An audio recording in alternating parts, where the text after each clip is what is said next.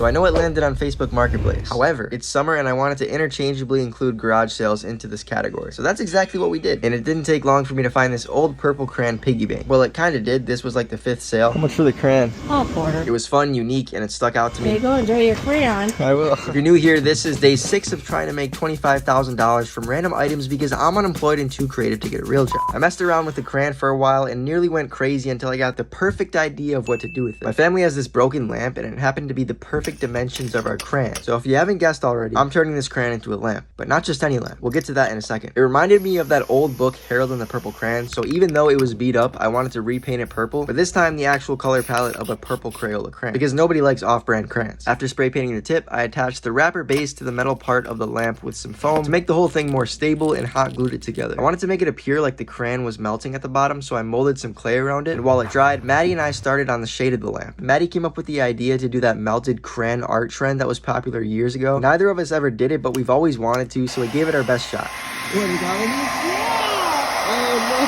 It was a little messy, but turned out awesome, and we even incorporated some vintage colors into it. Then I used my projector to trace the Crayola wrapper design with a paint marker onto a purple poster board. Then I lucked out with the poster board because it was like the perfect color. And after 3 days of letting the clay dry, I spray painted it the same color as the tip, which I followed up with an acrylic clear coat to mainly try and help the crayon stay in place and not melt anymore. So all in all, we took this old family relic that was worn out and discolored and turned it into this super cool Crayola crayon lamp. It reminds me of the gummy bear lamp from iCarly, which I love. I think this could be great for a teacher's classroom or a kid's room. I did test to make sure that neither the plastic or the crayons would melt after leaving it on for a long period of time, and it was just fine. Obviously, I would only use LED light bulbs for this and avoid putting it in direct sunlight. I spent $50 making this. I want to list it for $150, but what do you guys think? Our current overall potential profit for the series is around $319.